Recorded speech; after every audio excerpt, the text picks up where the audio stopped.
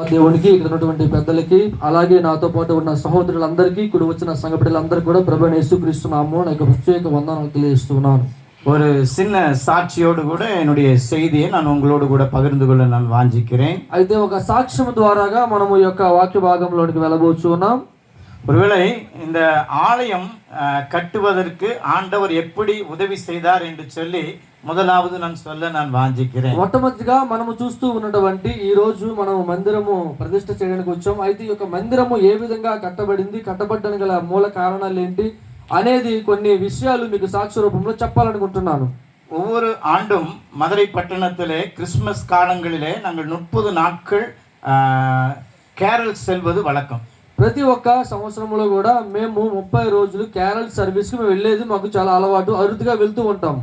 நானும் என்னுடைய மனைவி, என்னுடைய 2 மகள் இதோ வந்திருக்கிற பிளெஸ்ஸி, குட்டி தம்பி ஹானஸ், எல்லாரும் ஒரு 30 நபர்களாக 30 நாட்கள் மதுரையை சுற்றிலும் இருக்கிற எனக்கு கொடுக்கப்பட்டிருக்கிற 1060 குடும்பங்களுக்கு அந்த 30 நாட்களிலே நாங்கள் கேரல் செல்வது வழக்கம். మాకు ఇవ్వబడిన 1060 కుటుంబాల దగ్గరికి కూడా మా కుటుంబంతో కలిసి అలాగే సాక్షి చెప్పినటువంటి మరి బ్లెస్సీ పాల్ అలాగే వాళ్ళ యొక్క కుమారుడు మేమందరం కలిసి 30 రోజులు కూడా మాకు ఇవ్వబడిన ఆ యొక్క 1060 కుటుంబాల దగ్గర మేము వెళుతూ ప్రార్థన చేస్తూ వస్తూ ఉంటాము.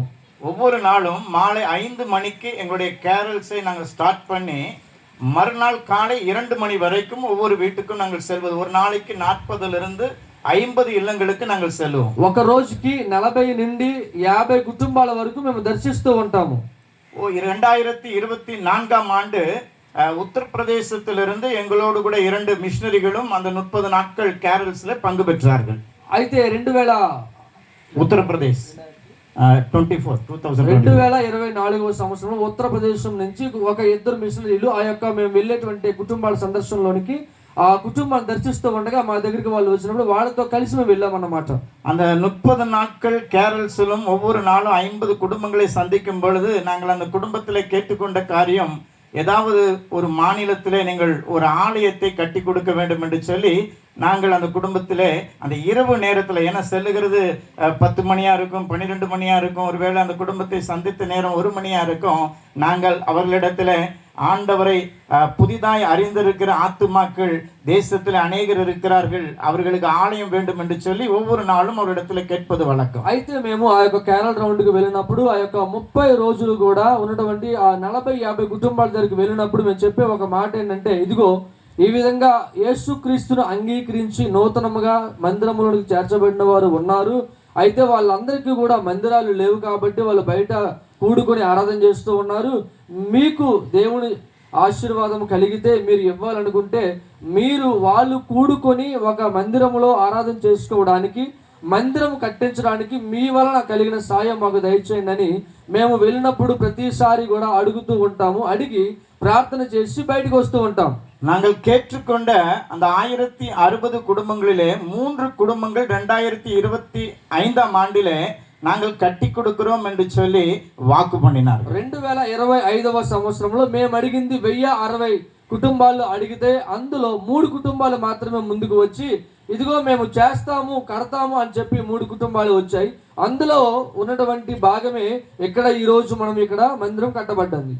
சென்ற வாரத்திலே திரிபுரா மாநிலத்திலே முதலாவது ஆலயம் பிரதிஷ்டையாக்கப்பட்டது. మరి ముందుగా త్రిపుర రాష్ట్రంలో ఒక ఆలయాన్ని ప్రతిష్ఠ చేశారు. இந்த நாளிலே மறு ஆலயம் பிரதிஷ்டையாக்கப்பட இருக்கிறது. ఈ రోజు మరొక మందిరాన్ని లేదా ఆలయాన్ని ప్రతిష్ఠ చేస్తూ ఉన్నాం. ఇక్కడ அடுத்த மாதத்திலே ఒరిస్సా மாநிலத்திலே మయూర్పంచ్ పகுதியிலே அடுத்த ஆலயம் பிரதிஷ்டையாக்கப்பட இருக்கிறது. వచ్చే నెల కూడా మయూర్పంచ్ అనే దగ్గర మరి ఒరిస్సా రాష్ట్రంలో ఒక ఆలయాన్ని ప్రతిష్ఠ చేయబోతూ ఉన్నారు. இவ்விதமாக மதுரையில் இருக்கிற மக்கள் உங்களை அதிகமாக நேசிக்கிறார்கள். కాబట్టి మదురైలో ఉన్నటువంటి ప్రజలందరూ కూడా మిమ్మల్ని ప్రేమిస్తూ మీకోసం ప్రార్థన చేస్తూ మీకు ఈ మందిరాన్ని కట్టడం జరిగింది. ஒவ்வொரு நாளும் அந்த 30 நபர்களும் வேலைக்கு சென்று வந்து ஸ்கூலுக்கு செல்லுகிற பிள்ளைகள் உண்டு, காலேஜுக்கு செல்லுகிற பிள்ளைகள் உண்டு, பெரிய உயர் அதிகாரிகள் உண்டு, ஸ்கூல் ஹெட் மாஸ்டர்ஸ், இன்னும் இன்ஜினியர்ஸ் அநேகர் எங்களோடு பங்கு பெற்று இவ்விதமாய் நீங்கள் கர்த்தரை ஆராதிக்க வேண்டும் என்று சொல்லி இவ்விதமான இடங்களிலே ஆலயங்கள் கட்ட வேண்டும் என்று சொல்லி அவர்கள் அதிகமாய் பிரயாசப்படுகிறார்கள். అయితే ఈ యొక్క మందిరాలు కట్టబడడానికి మేము మాత్రమే కాదు కానీ స్కూల్కి వెళ్ళే వాళ్ళు ఉన్నారు, కాలేజ్ చదివే వాళ్ళు ఉన్నారు, ఉన్నత అధికారులు ఉన్నారు. వాళ్ళందరూ కూడా మందిరాలు కట్టడానికి వాళ్ళ వంతు కృషి కూడా వాళ్ళు చేస్తూ ఉన్నారు. அவர்களுக்காக நீங்களும் கட்டாயம் ஒவ்வொரு நாளும் ஜெபிக்க வேண்டும். వారి కొరకు మీరందరూ మనమందరము కలిసి ఖచ్చితంగా వారి కొరకు ప్రతిదినము ప్రార్థన చేయాలి. இந்த ஆலயத்தை கட்டி கொடுத்த அண்ணனுடைய பெயர் ஜெபராஜ். ఈ యొక్క ఆలయాన్ని మనకు కట్టించిన వారి పేరు జబరాజ్. அந்த அண்ணா ஒரு బిజినెస్ பண்றாங்க, కార్ స్పేర్ పార్ట్స్ విక్కిற బిజినెస్. ఆయన ఒక వ్యాపారం చేస్తూ ఉన్నాడు, కార్ యొక్క స్పేర్ పార్ట్స్ ని అమ్మేటువంటి ఒక వ్యాపారం చేస్తూ ఉన్నాడు. அவர்களுக்கு ஒரு மகள் உண்டு, ఆయనకి ఒక కుమార్తె ఉన్నది, அவளுக்கு திருமணம் ஆகிவிட்டது. వాళ్ళకి పెళ్లి చేస్తున్నారు. ஒரு மகன் உண்டு, ఒక కుమారుడు ఉన్నాడు, அவருக்கு இன்னும் திருமணம் ஆகவில்லை. ఆయనకి ఇంకా వివాహం కాలేదు. அவருக்கு பெண் பார்த்து கொண்டிருக்கிறார்கள். తన కోసం కూడా ఒక అమ్మాయిని చూస్తూ ఉన్నారు. அவர்களுக்காய் ஜெபித்துக் கொள்ளுங்கள். వారి కొరకు వారి కుటుంబం కొరకు కూడా ప్రార్థన చేయండి. அந்த வியாபாரம் ஆசீர்வதிக்கப்படும்படி ஜெபித்துக் கொள்ளுங்கள். వారు చేస్తున్న వ్యాపారం కూడా ఆశీర్వదించబడేలాగా మీరు ప్రార్థన చేయండి. இந்த நாளிலே அவர்கள் வருவதற்கு மிகவும் பிரயாசப்பட்டார்கள். ஆனாலும் அவர்களால் வியாபாரத்து நிமித்தம் இந்த இடத்துக்கு அவர்கள் வர முடியவில்லை. ఈ రోజు ఎక్కడికి వారు కూడా రావాలని ఎంతో ఆశపడ్డారు, కానీ వారు చేస్తున్న వ్యాపారం నిమిత్తము ఎక్కడికి ఈ రోజు మన దగ్గరికి వారు రాలేకపోయారు. அநேகர் உங்களுக்காக நீங்கள் ரட்சிக்கப்பட்டு ஆண்டவராகிய இயேசு கிறிஸ்துவை ஆராதிக்க வேண்டும் என்று சொல்லி மதுரை பட்டணத்திலே மாதத்துக்கு ஒரு முறை, வாரத்துக்கு ஒரு முறை கூடி ఉపవాసిத்து உங்களுக்காக, உங்களுடைய ఆశీర్వాదத்துக்காக జెబితుకు కొண்டிருக்கிறார்கள். మీ కొరకు, మీ ఆశీర్వాదము కొరకు ప్రతిరోజు కూడా మదురైలో ఉన్నటువంటి వాళ్ళు ప్రతిరోజు ఉదయం ప్రార్థన చేస్తూ ఉంటారు. అలాగే మీ కొరకు, మన కొరకు, ఈ యొక్క ఆలయాల కొరకు, విశ్వవాణి పరిచర్య కొరకు వారు ఉపవాసం ఉండి కూడా వాళ్ళు ఎంతగానో మరి ప్రార్థన చేస్తూ ఉన్నారు. ஒவ்வொரு வாரமும் கூட புதன்கிழமையிலே பிளஸி பால் அவருடைய வீட்டில் ஒவ்வொரு புதன்கிழமையும் மாதத்தில் 4 முறை இந்தியாவில் இருக்கிற எல்லா 29 மாநிலங்களுக்காக உபவாசித்து அவர்கள் மாலை நேரத்தில் கூடி மிஷனரிகளுக்காக, தமிழகத்துக்காக, உங்களுக்காக, அவருடைய குடும்பமும் ஜெபித்து கொண்டிருக்கிறது. ప్రతి ఒక్క బుధవారము అయితే సాయంకాలము మరి మన మధ్యలో సాక్ష్యం చెప్పిన వారి కుటుంబంలో బెస్సీ పాలు యొక్క వారి కుటుంబంలో ప్రార్థన జరుగుతుంది. కాబట్టి ఆ సమయంలో మన కొరకు, మన యొక్క పరిచర్య కొరకు, విశ్వవాణి కొరకు, అనేక మందిరాలు కట్టబడడం కొరకు, అనేక మంది ఇంకా దేవుళ్ళలోనికి రావడం కొరకు, వాళ్ళ రక్షణ కొరకు, ప్రతి ఒక్కరి క్షేమం కొరకు వాళ్ళు ఏం చేస్తున్నారంటే వాళ్ళు మన కోసము ప్రత్యేకముగా ప్రతి బుధవారము కూర్చుని ఉపవాసంతో ప్రార్థన చేస్తున్నారు. நீங்களும் எங்களுக்காகவும் மதுரை பட்டணத்தில் வாழுகிற 30 லட்சம் மக்களுக்காகவும் ஜெபிக்கும்படி அன்போடு கூட நான் கேட்டுக்கொள்கிறேன். మదురైలో ఉన్న 30 లక్షల మంది కొరకు మరి మీరు కూడా మీ వంతుగా మా కొరకు, ఈ పరిచర్య కొరకు, మా కుటుంబ కొరకు మీరు ప్రార్థన చేయవలసిందిగా ప్రభు పేరట కోరుచున్నాను. இப்பொழுது நாம் கர்த்தருடைய வார்த்தைக்கு நேராக செல்லலாம். ఇప్పుడు మనము దేవుని వాక్యములోనికి వెళదాం. சங்கீதம் 23ஆம் அதிகாரம் 1வது வசனம். కీర్తనలు 23వ అధ్యాయము 1వ వచనము. யார் யாரெல்லாம் பைபிள் வச்சிருக்கீங்களோ அதை திறந்து வச்சுக்கோங்க. దయచేసి మీ దగ్గర గనక బైబిల్స్ ఉంటే ఆ యొక్క అధ్యాయాన్ని చూడవలసిందిగా ప్రభు పేరట కోరుచు ఉన్నాం. బైబిల్ ఉన్న వాళ్ళు బైబిల్ తెరిచి కీర్తనల గ్రంథము 23వ అధ్యాయము 23:1 మొదటి వచనము. எல்லாருக்கும் தெரிஞ்ச ஒரு வசனம், అందరికీ తెలిసిన ఒక వాక్య భాగమే. கர்த்தர் என் மேய்ப்பராய் இருக்கிறார், நான் தாழ்ச்சி அடையேன். యెహోవా నా కాపరి, నాకు లేమి కలుగదు. கர்த்தர் உங்க மேய்ப்பராய் இருக்கிறாரா? యెహోవా నీకు కాపరిగా ఉన్నాడా? చేతుల పైకెత్తండి. నాకున్నాడు యేసయ్య కాపరిగా అని. அவரை நம்ம மேய்ப்பராய் கொண்டிருப்போம் என்று சொன்னால் வேத வசனம் சொல்லுகிறது. சங்கீதம் 34ஆம் அதிகாரம் 10ஆம் வசனம் இவ்வளமாய் சொல்லுகிறது. అయితే మనము గనక యేసయ్యను మాత్రమే మనకు కాపరిగా ఉంచుకుంటే మరి కీర్తన గ్రంథము 34:10లో చెబుతున్న రీతిగా கர்த்தரை యెహోవాను ఆశ్రయించు వారికి ఏ మేలు కొదువై ఉండదు.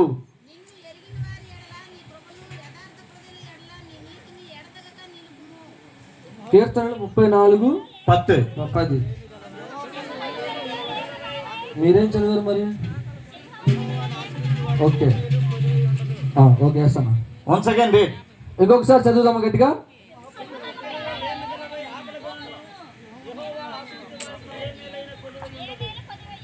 நாம் கர்த்தரை அவருடைய மேய்ப்பராய் ஏற்றுக்கொண்டால் మాత్రం పోదాது.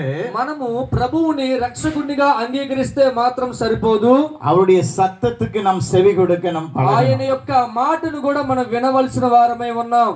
அவருடைய சத்தம் எங்க இருந்து கேட்கும்? ఆయన యొక్క సౌండ్, ఆయన యొక్క మాట, ఆయన యొక్క శబ్దం ఎక్కడి నుండి వినబడుతుంది? இந்த வேத புஸ்தகத்திலிருந்து தான் அவருடைய சத்தத்தை நாம் கேட்க முடியும். ఆయన మాటను ఎక్కడి నుండి మనం వినగలము అంటే దేవుని వాక్యమైన ఈ బైబిల్ గ్రంథములో నుండి పలకబడే ప్రతి ఒక్క మాట ద్వారాగా ఆయన మాట మనము இதை వినగలం. அனுதினமும் வாசிப்பீர்கள் என்று சொன்னால், దీనిని మీరు ప్రతి రోజు చదివినట్లుగా అయితే அனுதினமும் அவர் உங்களுக்கு இந்த வேத புஸ்தகத்திலிருந்து ஆலோசனைகளை அவர் கொடுக்க ஆரம்பிப்பார். అనుదినమును చదివితే అనుదినము దేవుడు నీకు ఆలోచనకర్తగా ఉంటాడు. இந்த பரிசுத்த ஓய்வு நாளிலே யாரெல்லாம் வேதத்தை இந்த காலை வேளையிலே வாசித்தீர்கள்? ఈ పరిశుద్ధ ఆరాధన సమయంలో కూడా ఇక్కడికి వచ్చే ముందు ఎవరెవరు మరి వాక్యాన్ని చదువుకొని బయటకు వచ్చారు? Rice your hands. ఎవరైనా చదివి నేను ఇక్కడికి వచ్చాను అన్న వాళ్ళ చేతులు పైకెత్తండి. కరంగళ ఉయర్తేవர்களுக்காக நான் ஆண்டவருக்கு நன்றி செலுத்துகிறேன். చేతులు పైకెత్తిన వీళ్ళందరి కొరకు కూడా ప్రభువుని బట్టి నేను స్తుతిస్తూ ఉన్నాను. ஒருவேளை இன்று வரை வேதத்தை நீங்கள் உங்களுடைய கரங்களிலே எடுக்காதிருப்பீர்கள் என்று சொன்னால், ఒకవేళ ఈ రోజు వరకు కూడా మీరు దేవుని బైబిల్ గ్రంథ వాక్యాన్ని మీరు చేత పట్టినట్లయితే இன்று முதல் அதிகமாய் வேதத்தை வாசிக்க நீங்கள் உங்கள் வாழ்க்கையை நீங்க அர்ப்பணிங்க. ఇక మీదటి నుంచి అయినా సరే దేవుని వాక్యాన్ని చదవడానికి మీరు మీ జీవితాన్ని యేసయ్యకు అప్పగించుకోండి. அவருடைய வசனத்தை வாசிக்காதபடி, ఆయన వాక్యాన్ని చదవకుండా அவரை நீங்கள் மேய்ப்பராய் கொண்டிருக்க முடியாது. మీరు దేవుని వాక్యాన్ని చదవకపోతే ఆయన మీకు కాపరిగా ఉండడు. அவருடைய ஆசீర్வாதங்களை நீங்கள் பெற முடியாது. ఆయన యొక్క యేసయ్య ఇచ్చే ఆశీర్వాదాలు మనం పొందుకోలేము. அவருடைய பரலோக ராஜ்யத்தை நாம் பெற்றுக்கொள்ள முடியாது. యేసయ్య అనుగ్రహించే పరలోక రాజ్యాన్ని స్వతంత్రించుకోలేము. நாளைய பிரதிஷ்டைக்கு வந்திருக்கிற நீங்கள் இன்று முதலாவது எடுக்க வேண்டிய தீர்மானம், ఈ రోజు ఆలయ ప్రతిష్టకు వచ్చిన వాళ్ళు తీసుకోవాల్సిన మొట్టమొదటి తీర్మానము அதிகமாய் வேதத்தை வாசிக்க வேண்டும். చదువు వచ్చిన వాళ్ళు ఒక తీర్మానం ఏంటంటే ఇక మీదటి నుంచి నేను ఎక్కువగా దేవుని వాక్యాన్ని చదువుతాను అనే తీర్మానం. என்னுடைய குடும்பத்திலே என்னுடைய அம்மா எனக்கு கற்றுக் கொடுத்த காரியம், మరి అన్నగారి కుటుంబంలో వాళ్ళ యొక్క తల్లి గారు నేర్పించిన ఒక పాఠము, டெய்லியும் ஒரு வசனம் வாசிக்கலன்னா சாப்பாடு கொடுக்க மாட்டாங்க. ప్రతిరోజు ఒక వాక్యాన్ని చదవకపోతే ఇంట్లో ఆయనకి ఆహారాన్ని పెట్టరు. அதனாலதான் இன்னைக்கு நான் உங்களுக்கு முன்பாக ஊழியக்காரனாக நான் நிற்கிறேன். అందుకోసమే వాక్యాన్ని చదవాలి కాబట్టి ఈ రోజు మీ ముందు నేను ఒక సేవకుడిగా నిలబడ్డాను. எங்களுடைய ரட்சிப்புக்காக என்னுடைய அம்மா அதிகமாய் ஜெபித்திருக்கிறார். నా యొక్క రక్షణ కొరకు మా తల్లి గారు ఎక్కువగా ప్రార్థన చేశారు. என்னுடைய ரட்சிப்புக்காக என்னுடைய தாயார் 19 ஆண்டுகள் முழங்கால் படியிட்டு இருக்கிறார். అన్నగారి యొక్క రక్షణ కొరకు 19 సంవత్సరాలు తల్లి గారు మోకాళ్ళ మీదే ఉండి ప్రార్థన చేశారు. என்னுடைய அப்பாவுடைய ரட்சிப்புக்காக என்னுடைய அம்மா முழங்கால் படியிட்டு இருக்கிறார்கள். వారి యొక్క తండ్రి గారి కోసం కూడా రక్షణ కొరకు వాళ్ళ యొక్క తల్లి గారు మోకాళ్ళ మీద ఉండి ప్రార్థన చేశారు. என்னோடு பிறந்த என்னுடைய மூத்த அக்காவுக்காக என்னுடைய தாயார் முழங்கால் படியிட்டு இருக்கிறார்கள். అది అలాగే అక్క గారి కోసం కూడా మరి అన్నగారి యొక్క మొట్టమొదటి సహోదరి అయినటువంటి అక్కగారు కూడా రక్షణలోనికి రావాలని వాళ్ళ తల్లి గారు మోకాళ్ళ మీద ఉండి ప్రార్థన చేశారు. என்னுடைய அண்ணனுக்காக, மூத்த அண்ணனுக்காக அவர்கள் முழங்கால் படியிட்டு అలాగే இருக்கிறார்கள். అన్నగారి యొక్క పెద్ద అన్నగారి కోసం కూడా రక్షించబడాలని చెప్పి ప్రార్థన చేసింది. தம்பியினுடைய ரட்சிப்புக்காக அவர்கள் முழங்கால் படியிட்டு இருக்கிறார்கள். వారి యొక్క తమ్ముడి కోసం కూడా మోకాళ్ళ మీద నిలబడి ప్రార్థన చేసింది వాళ్ళ అమ్మగారు. நாங்கள் முழு குடும்பமாக ஆண்டவராய் இயேசு கிறிஸ்துவை முழு நேர ஊழியர்களாக பணி செய்து கொண்டிருக்கிறோம். అయితే మా అమ్మగారి ప్రార్థన వలన ఈ రోజు మా కుటుంబంలో ఉన్న అందరము సేవకులుగా ఉండి దేవుని సువార్త పరిచర్య చేస్తూ ఉన్నాం. என்னுடைய அப்பா மாத்திரம் மரித்து விட்டார்கள். అయితే తన యొక్క తండ్రి గారు మాత్రం మరణించారు. என்னுடைய அம்மா 50 ஆண்டு காலமாய் சென்னை பட்டணத்தில் இன்றும் பெண்கள் மத்தியிலே ஊழியம் செய்து கொண்டிருக்கிறார்கள். వారి యొక్క తల్లి గారు 50 సంవత్సరాల నుంచి కూడా ఇప్పుడు సహోదరుల దగ్గర స్త్రీల మధ్యలో సేవ చేస్తూ ఉన్నారు. என்னுடைய மூத்த அக்கா சென்னை பட்டணத்திலே வியாசர்பாடி பகுதியிலே அப்போஸ்தல கிறிஸ்துவ சபையினுடைய போதகரமாய் இருக்கிறார்கள். సో కాబట్టి వాళ్ళ యొక్క అక్కగారు కూడా మరి చెన్నై పట్టణంలో వేసారపడినటువంటి ఒక గ్రామం ఉంది, అక్కడ వాళ్ళు ఉండి సేవ చేస్తూ ఉన్నారు. என்னுடைய மூத்த அண்ணன் சேலம் பட்டணத்திலே ஒரு போதகராய் ஒரு சபைக்கு இருக்கிறார்கள். వారి యొక్క పెద్దన్న గారు సేలం పట్టణంలో సువార్థకునిగా సేవకుడిగా ఉండి పరిచయం చేస్తూ ఉన్నారు. எனக்கு அடுத்த தம்பி மதுரை பட்டணத்திலே போதகராய் இருக்கிறார். అలాగే ఆయన యొక్క తమ్ముడు కూడా మరి மதுரை మధురైలో సేవ చేస్తూ ఉన్నారు. எங்களுடைய முழு குடும்பமும் ஆண்டவராய் இயேசு கிறிஸ்துவுக்காக நாங்கள் எங்களை அர்ப்பணித்திருக்கிறோம். అయితే వారి కుటుంబము మొత్తము కూడా సంపూర్తి సేవలోనికి వాళ్ళు వెళ్ళిపోయారన్నమాట. அதுல எங்களுக்கு மிகுந்த மகிழ்ச்சி. కాబట్టి సేవ చేస్తున్న మాకు ఎంతో సంతోషంగా ఉంది. நாங்கள் முழு குடும்பமாய் ஒவ்வொரு ஆண்டிலும் ஒவ்வொரு மாநிலத்துக்கு சென்று உங்களை போன்ற ஜனங்களை சந்தித்து ஜெபிப்பது வழக்கம். మా కుటుంబం అంతా కలిసి ఒక్కొక్క సంవత్సరం ప్రతి సంవత్సరము కూడా ఏదో ఒక రాష్ట్రానికి వెళ్ళి మీలాంటి ఈ యొక్క మీటింగ్స్ లో గానీ లేకపోతే సువార్తకు గానీ వెళ్ళి సువార్త చేస్తూ వాళ్ళని బలపరుస్తూ వస్తూ ఉంటాం. நான் இந்த விஸ்வவாணி ஊழியத்துல இணைந்து 11 ஆண்டுகள் ஆகிறது. నేను ఈ విశ్వవాణి పరిచర్యలోనికి వచ్చి 11 సంవత్సరాలు అవుతుంది. நான் எங்கெல்லாம் செல்கிறனோ, నేను ఎక్కడెక్కడికైతే వెళ్తున్నానో, எந்த மாநிலத்துக்கெல்லாம் ஆண்டவராய் இயேசு கிறிஸ்து என்னை அழைத்து செல்கிறாரோ, ఏ రాష్ట్రానికి యేసయ్య నన్ను తీసుకుని వెళ్తున్నాడో, பிளெஸிபால் சொல்லுகிறது போல బెస్సీపాల్ చెప్పినట్లుగా என்னுடைய வாழ்க்கையிலும் ஆண்டவராய் இயேசு கிறிஸ்து அற்புதத்தை செய்திருக்கிறார். అన్నగారి జీవితంలో కూడా దేవుడు అద్భుతాన్ని చేసి ఉన్నారు. அது நிமித்தமே நாங்கள் முழு நேர ஊழியர்களா எங்கள் முழு குடும்பமும் இருக்கிறோம். ఆయన చేసిన అద్భుతాన్ని బట్టి మాత్రమే మేము మా కుటుంబము అంతా కూడా ఈ రోజు సువార్త పరిచర్యలో ఉన్నాం. நம்ம வாசிக்க கேட்ட வசனத்தின்படி கர்த்தரின் மேய்ப்பராய் இருக்கிறார், நான் தாழ்ச்சி அடையேன் என்ற வசனத்தின்படி, అయితే మనము చదవబడిన కీర్తనలు 23:1లో ఏముంది? యెహోవా నా కాపరి, నాకు లేమి కలుగదన్న రీతిగా நாங்கள் என்னுடைய 19வது வயதிலே சென்னை பட்டணத்திலே நாங்கள் வசித்துக் கொண்டிருந்தோம். మరి అన్నగారు 19 సంవత్సరాలప్పుడు చెన్నై పట్టణంలో వాళ్ళు నివసిస్తూ ఉన్నారు. அப்பொழுது எங்களுடைய முழு குடும்பமும் வியாபாரம் செய்கிற மளிகை கடை நடத்துகிற டிபார்ட்மெண்ட் ஸ்டோர் நடத்துகிற குடும்பங்கள். అయితే వారి కుటుంబము మొట్టమొదటి ఎలా ఉందంటే కిరాణా షాప్ లో ఉండి పనిచేసేటువంటి కుటుంబంగా ఉంది.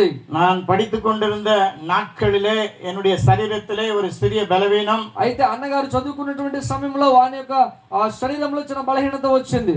நாங்கள் ஆண்டவரை நோக்கி என்னுடைய தாயார் ஜெபிக்க ஆரம்பித்தார்கள். అయితే ఆ యొక్క బలహీనత సమయంలో తన యొక్క తల్లి గారు ఎంతగానో ప్రార్థించి ఉన్నారు. 3 நாட்கள் அருகில் இருக்கிற மருத்துவமனைக்கு அழைத்து சென்றார்கள். అయితే చుట్టుపక్కల ఉన్న ఏ హాస్పిటల్స్ ఉన్నాయో అక్కడక్కడ ప్రతి హాస్పిటల్ కి ఆయన గారిని తీసుకుని వెళ్ళారు. என்னுடைய சரீரத்துல என்ன பிரச்சனை என்று சொன்னால், అయితే ఆయన యొక్క శరీరంలో బలహీనత ఏంటి అంటే, சிறிய தண்ணீரை குடித்தாலும் வாந்தி வந்துரும், కొంచెం నీరు ఇచ్చినా సరే అది వాంతి అయిపోతుంది, ஆகாரங்களை சாப்பிட வேண்டும் என்று சொன்னால் அது லூஸ் மோஷனா போயிடும், అన్నం తింటే కనుక అది లూస్ మోషన్ గా వెళ్ళిపోతుంది.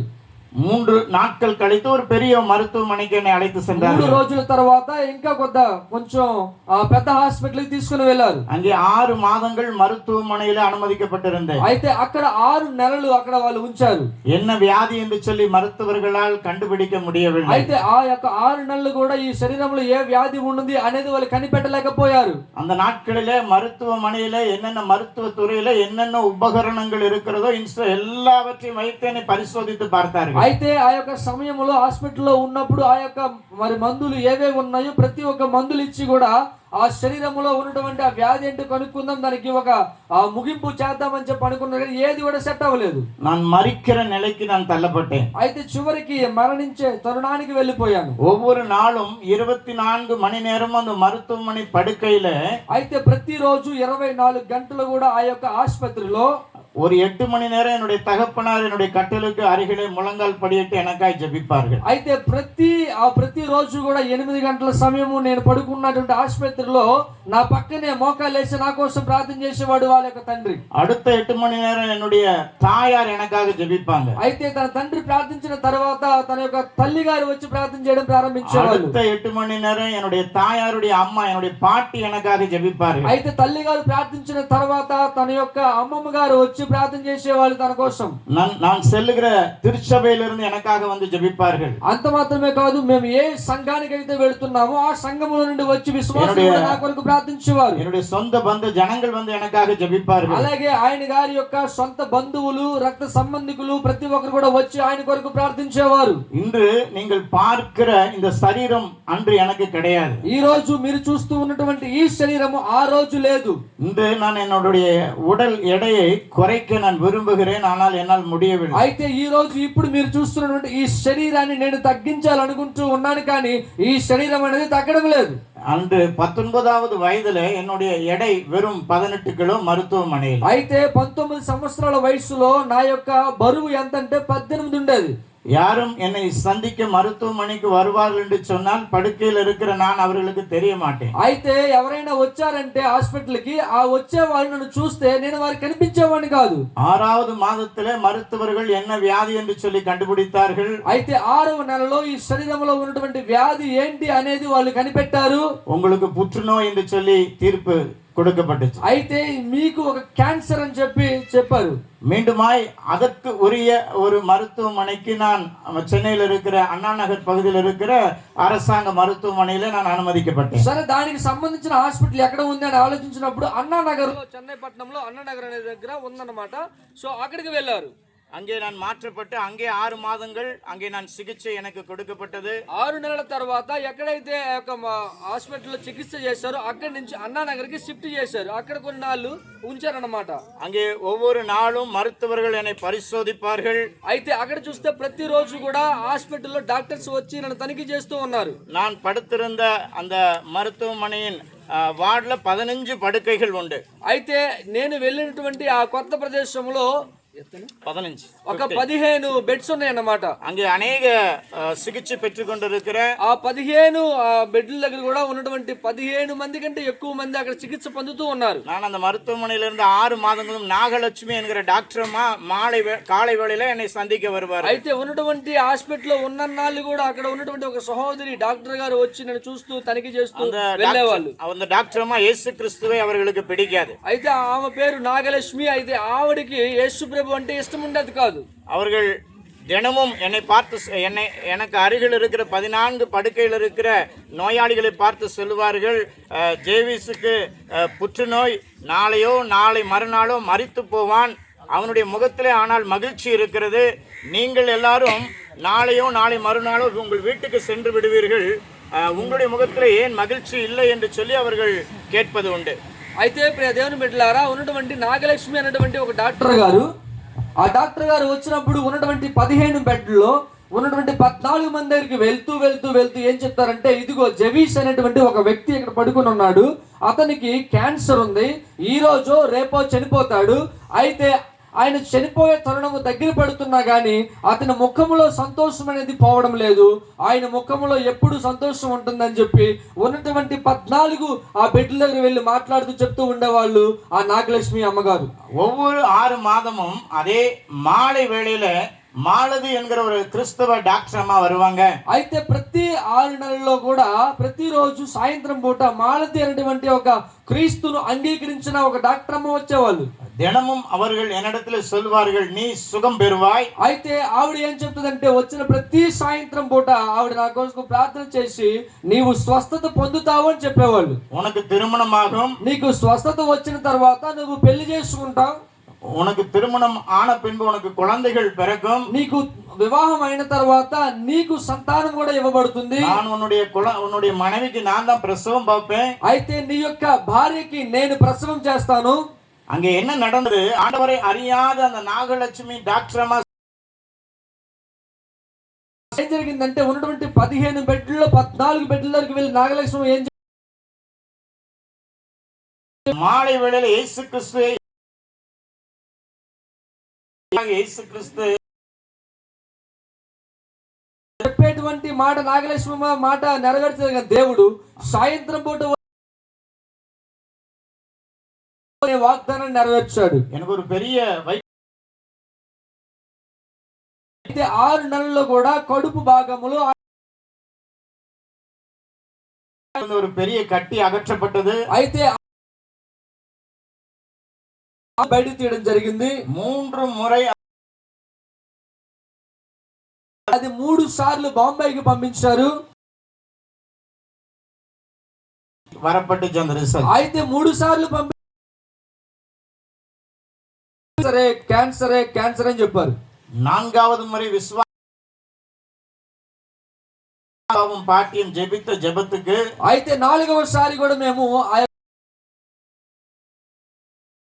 ఆ 4వ సారి నేను, నా కుటుంబము, నా తల్లి ప్రార్థనలో కూర్చొని 4வது முறை ஆண்டவரா இயேசு 4వ సారి ఏం చెప్పారంటే, ఆ క్యాన్సర్ ఉందని హల్లెలూయా. இன்று நான் சுகத்தை பெற்று 30 సంవత్సరాలైంది క్యాన్సర్ నుండి విడిపించబడి. எங்கெல்லாம் நான் இயேசு கிறிஸ்துவை அறிவிக்க செல்கிறேனோ, ఎక్కడెక్కడైతే యేసు క్రీస్తు ప్రభువు గురించి ఆ ప్రకటించే ప్రకటనలో మొట్టమొదటి ప్రకటన ఈ స్వస్థత గురించిన ప్రకటనే ఉంటది. அவர் அதே అద్భుతத்தை செய்வார். నాకు చేసిన ఆ దేవుడు నీకు కాపరిగా ఉంటే నీ జీవితంలో కూడా గొప్ప చేస్తాడు. ఆ మాటని నువ్వు వినడానికి నీ చెవులు ఆయనకి ఇచ్చినప్పుడు இப்படிப்பட்ட சுகத்தை மாத்திரமல்ல, ఇటువంటి చిన్న స్వస్థత మాత్రము కాదు, நல்ல சமாதானத்தை உங்களுடைய வாழ்க்கையில் அவர் தருவார். మంచి அவர் தருவார். మంచిగా నీకు ఆర్థిక పరమైన ఆశీర్వాదాలు ఇస్తాడు. வெறுமனே நீங்கள் கிறிஸ்துவை ஏற்றுக்கொண்டோம் என்று சொல்லி உங்கள் வாழ்க்கை வேறு விதமாய் இருக்கும் என்று சொன்னால் நீங்கள் ஏற்றுக்கொண்டது வீண். అయితే మీరు యేసు ప్రభువును అంగీకరించిన తర్వాత కూడా నీ జీవితం మారలేదు, అలాగే ఉంది అంటే యేసు క్రీస్తును మీరు అంగీకరించినది వ్యర్థము. ஒருவர் வாசிக்கலாம் சங்கீதம் 119 அதிகாரம் 1 வசனம். சங்கீதம் 119 119వ దావీదు కీర్తన వెర్స్ 1. 119వ దావీదు కీర్తన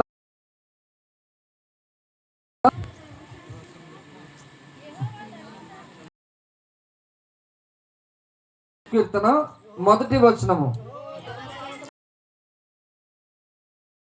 ధర్మశాస్త్రమును అనుసరించి నడుచుకుని వారు ధన్యులు. 119 verse 1. yes உத்தம மார்க்கத்தார் தான், அதோடு அவருடைய வசனத்தின்படி நடக்கிறவர்கள் தான் பாக்கியவான்கள். అయితే దోషముగా నడుస్తారు, నడుచుకుని వారు మాత్రం ధన్యులు. முதலாவது அவரை ఏற்றுకొల్లుగా అంగీకరిస్తున్నాం. நாம் ஏற்றுக்கொள்ளுகிற நாம் அவருடைய ஆலோசனைக்கு கீழ்ப்படியணும், లోబడాలి, அவருடைய வார்த்தையின்படி நம்ம நடக்கணும். ఆయన அவர் நமக்காய் கொடுப்பார். అప్పుడు ఆయన నిత్య జీవాన్ని, ఆయన రాజ్య மாத்திரம் அவரை நாம் ஏற்றுக்கொள்ள கூடாது. అయ్యో ప్రభువును మనం అంగీకరించకూడదు. அந்த நித்திய రాజ్యాన్ని స్వతంత్రించు. 23 அதிகாரம் సంగీతం 23 అధ్యాయంలో 6వ వచనాన్ని చూద్దాం. కృపాక్షేమములే నా వెంట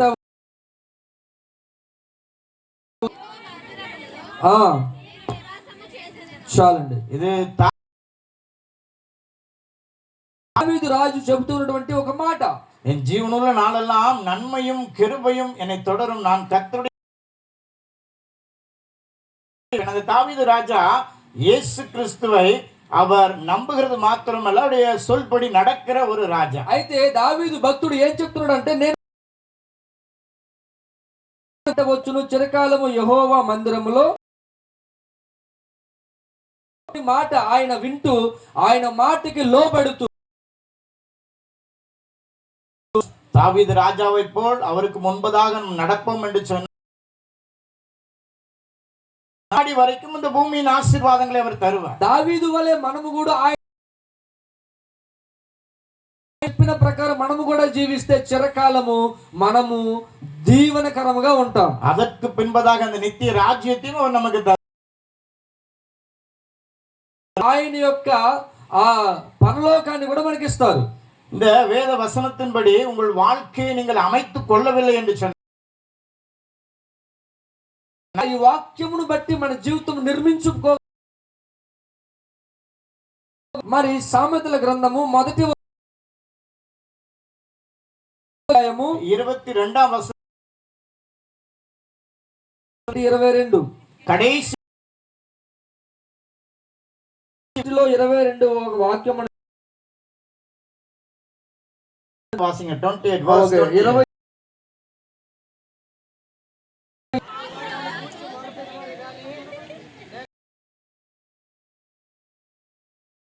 ఇయ్యకుందును, నన్ను శ్రద్ధగా వెదికెదురు గాని వారికి నేను కనబడుకుందును. స్తోత్రం. நான் பதில் கொடுப்பேன். అయితే ఇక్కడ దేవుడు వాక్యం వాడు చెప్తుంది. ఇంకొక వాక్యం కూడా ఉంది, ఏంటంటే నీవు నాకు మొర్ర పెట్టు నేను నీకు ఉత్తరం ఇస్తాను అంటున్నాడు. ఉత్తరం అంటే జవాబు ఇస్తాను అంటున్నాడు. இங்கே ஆண்டவர் சொல்லுகிறார், என்னுடைய ஆலோசனைக்கு நீங்க అంటే నీవు నేను చెప్పే మాట వినకపోతే నీ ప్రార్థన నేను విన్నా అంటున్నాడు. நீங்க அதிகாலையில கூப்பிட்டாலும் நான் உங்களுக்கு பதில் கொடுக்க నువ్వు மாட்டேன். తెల్లవారుజామున నువ్వు ప్రార్థించిన ఆ మాట ఆ వాక్యము ఆ ప్రార్థన నేను విననంటున్నాడు. ஏன் ஆண்டவர் அப்படி சொல்லுகிறார்? ఎందుకు అలా చెప్తున్నాడు? இந்த வேத வசனத்தின்படி நீங்கள் உங்கள் வாழ்க்கையை அமைத்துக் கொள்ளாததினாலே, కారణం ఈ వాక్యమును బట్టి మన జీవితాన్ని నిర్మించుకోలేదని. இன்று நீங்கள் அவருடைய வார்த்தையின்படி உங்கள் வாழ்க்கையை நீங்கள் அமைத்துக் கொள்வீர்கள் என்று అయితే சொன்னால், ఈ రోజు నుండి నీవు దేవుని వాక్య ప్రకారము నీ జీవితాన్ని నువ్వు నిర్మించుకోగలిగితే உங்களுடைய ஜெபங்களுக்கு உடனடியாக ஆண்டவராய் இயேசு கிறிஸ்து பதில் నీవు கொடுப்பார். చేసే ప్రతి ప్రార్థనకు వెంటనే దేవుడు జవాబు అని స్వస్థతనిస్తాడు. உங்களுடைய பிள்ளைகளை அவர் నీ ஆசீர்வதிப்பார். పిల్లలను ఆశీర్వదిస్తాడు. நல்ல సమాధానத்தை அவர் మంచి தருவார். సమాధానం ఇస్తాడు. உங்கள் பிள்ளைகளுக்கு நல்ல வேலை வாய்ப்பை அவர் నీ தருவார். పిల్లలకు మంచి ఉద్యోగాలు ఇస్తాడు. எல்லா ఆశీర్వాదங்களையும் உங்களுடைய வாழ்க்கையில அவர் தருவார். ప్రతి ఒక్క ఆశీర్వాదము నీ దగ్గర లోటు లేకుండా దేవుడు ఇస్తాడు. யாரெல்லாம் விசுவாசிக்கிறீங்க கரங்களை உயர்த்தி నమ్ముతున్నారా? சொல்லுவோமா? నమ్మే వాళ్ళ చేతులు పైకి తల్లి చెప్పండి గడిగా.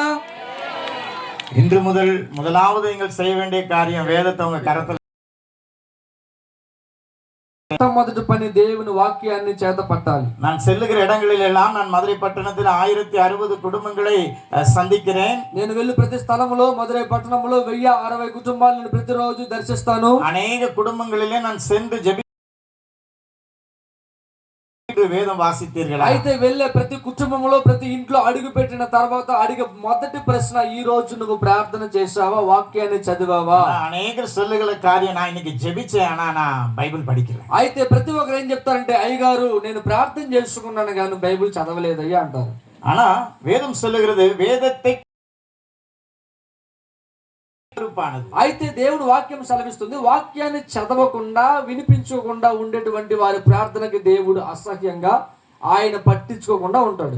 நீங்கள் மேய்ப்பராய் அவரை கொண்டிருப்பீர்கள் என்று சொன்னால் கட்டாயம் வேதத்தை வாசிக்க வேண்டும். లేదు యేసయ్య కాపరిగా ఉన్నాడు అనుకుంటే, కాపరిగా ఉండాలి అనుకుంటే నువ్వు ఖచ్చితంగా వాక్యాన్ని చదవాలి, ప్రార్థన చేయాలి. என்று சொன்னால் இந்த வேத வசனம் இயேசு கிறிஸ்துவினுடையது. ఎందుకంటే ఈ యొక్క వాక్యము బైబిల్ గ్రంథము యేసు క్రీస్తు వారిది.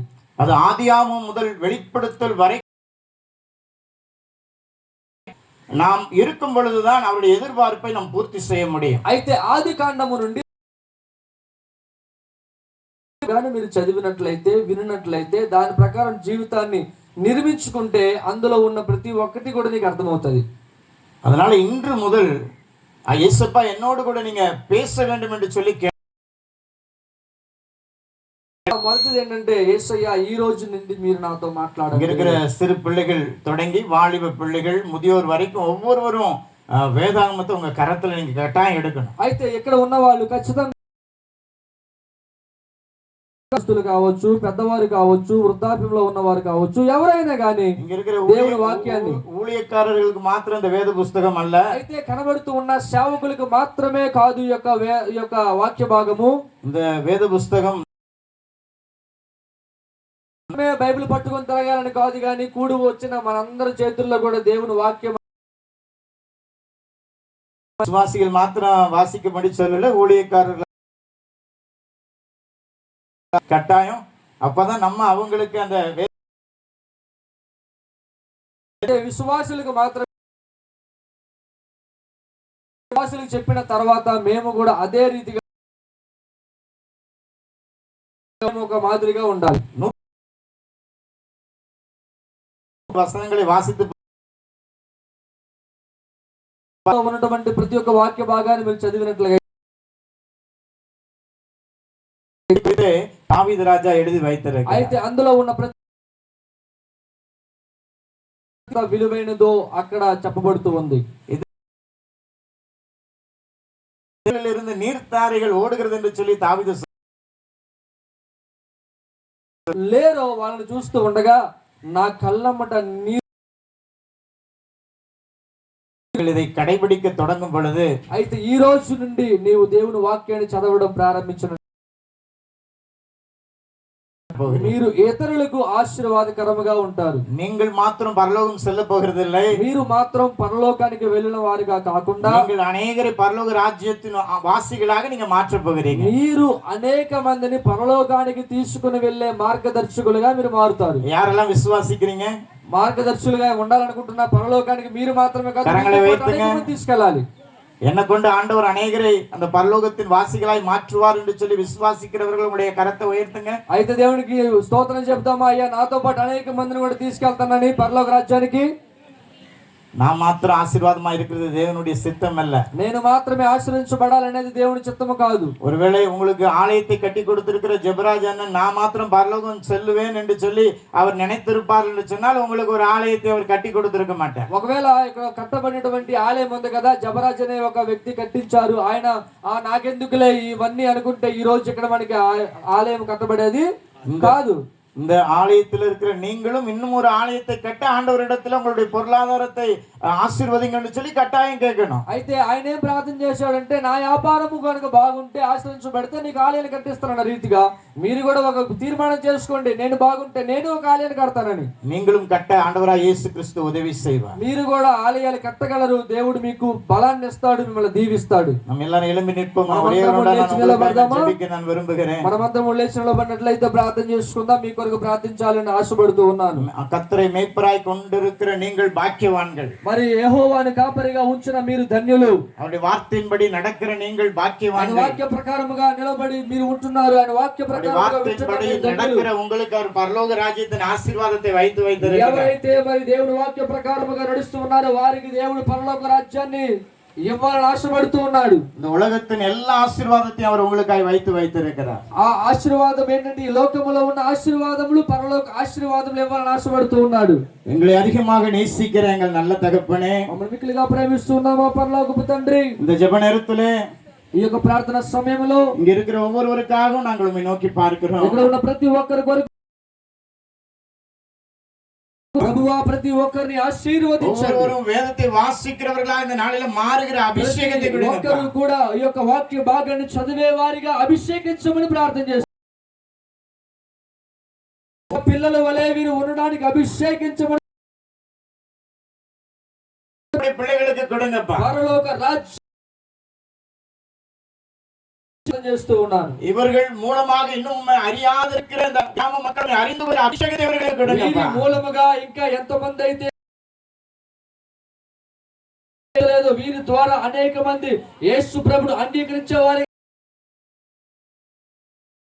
జెబங்களுக்கு பதில் கொடுங்க యేసప్పా. ఇప్పుడు వీరు ప్రార్థన చేస్తున్న ప్రతి ప్రార్థనకు జవాబు అనుగ్రహించండి యేసయ్యా. வேதத்தின் எல்லா ஆசீர்வாதங்களையும் இவர்களுக்கு கொடுங்க.